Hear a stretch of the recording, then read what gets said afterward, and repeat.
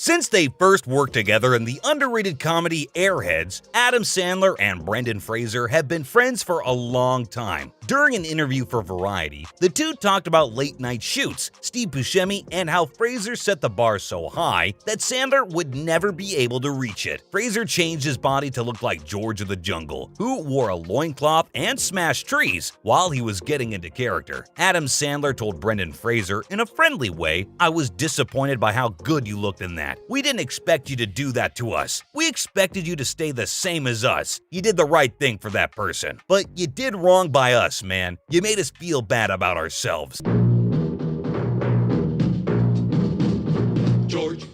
George of the Jungle, strong as he can be. Adam Sandler is right that Brendan Fraser did a good job playing George of the Jungle. As a result, he got much more ripped, jacked, buff, lean, and muscular than the other Lone Rangers. Anyone who has gone to the gym to improve themselves will tell you that such a big change in their bodies doesn't come for free. The star of The Mummy lifted weights for an hour every day for 6 months while eating a high-protein, low-carbohydrate diet, which had some unintended effects.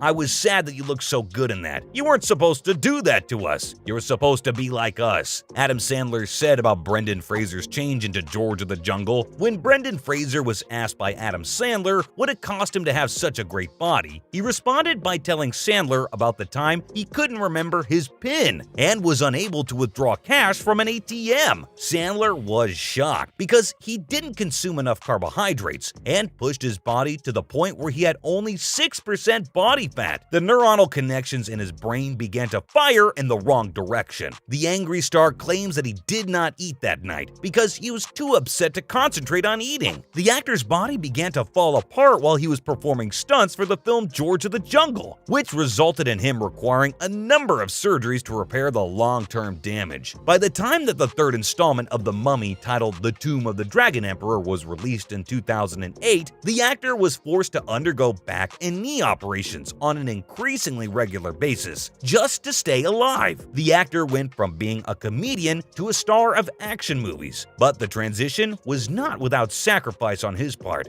I'm sorry. You say you're sorry one more time, I will shove a knife right into you, I swear to God. Go ahead. What's it gonna do? My internal organs are 2 feet in at least.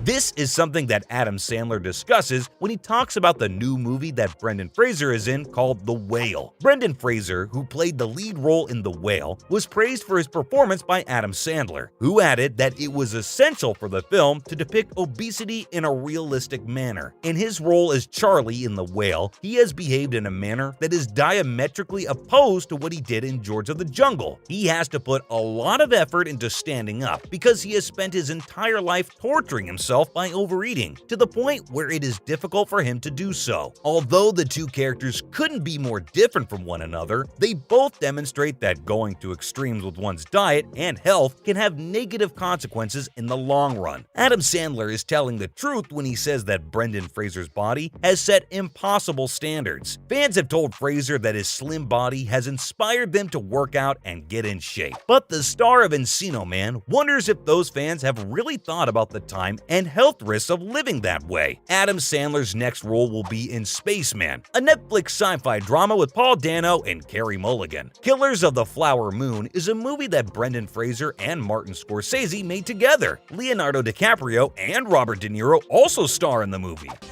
You're taking advantage of me. Howard, oh my God. 10:30. It's time to wake up. You're so extra. You had a party last night? Next up, the screenplay for the upcoming reunion of Adam Sandler and Josh and Benny Safdie, the directors of Uncut Gems, is much too lengthy. Howard Ratner is the name of Sandler's character in the film Uncut Gems, which he plays. He has enjoyed a lengthy and fruitful career in Hollywood, during which he has appeared in a variety of comedic specials and films, as well as traveled to many different locations. Sandler deviates from his typical fare with the release of the crime thriller Uncut Gems. The story focuses on Ratner's efforts to retrieve a gem so that he can pay off his enormous gambling debts. It generated a lot of buzz about awards for Adam Sandler, and when he didn't win any of them, there was a lot of outrage expressed on the internet. Sandler has already stated that he will collaborate with the crew that was responsible for making Uncut Gems on a new film, but specifics have been purposely left out of the public domain. However, in a recent recent interview with The Hollywood Reporter, Sandler stated that the movie script is already quite lengthy and that it has undergone significant alterations throughout the production of the film. When I hear panic attack, I'm like, oh no, that sounds scary. But when it's tied to like a thriller and you don't know what's gonna happen with this guy's life, especially the way Sandler plays it, that there's what you do is you write these kind of tense moments. What we know about the next film by the Safdie brothers. It is unfortunate that not much information is known about the Safdie brothers' upcoming film. Even though Sandler is almost certainly going to be a part of it, the script is still in the process of being revised, and production has only just begun. It is currently unknown what the plot of the film will be. However, considering Sandler's recent success, which was achieved by working in a wide variety of film genres, the film could be about anything. After the success that Uncut Gems had, it would be unusual for to elaborate once more on a film that was in a different genre, rather than continuing to make movies that are crime thrillers. Because Sandler is so frequently seen in comedies that are not well received by the film community, such as Jack and Jill, and the films in the Grown Up series, he is not taken seriously as an actor. All these guys on the block let me in their shops, and I got to sit with them and watch them,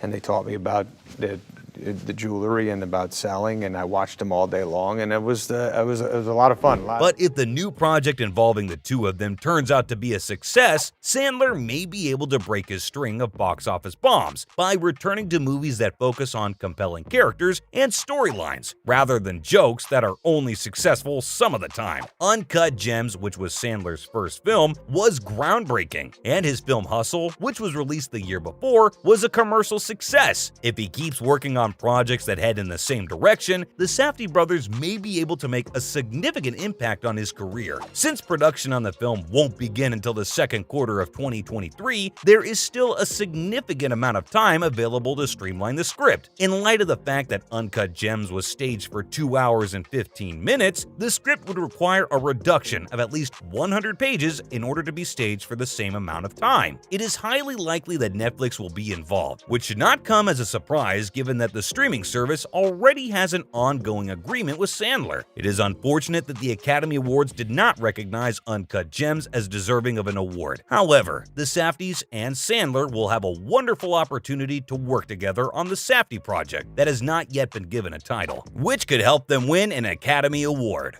This was like one of the first big scenes with Kevin, right? This is the first one we did. Yes. Yeah. And man, was he smooth man. and relaxed. And then I know that we can do better. I know that we can do better, and this is a film that's a testament to. he's a jeweler on 47th Street in New York. He kind of has a gambling addiction.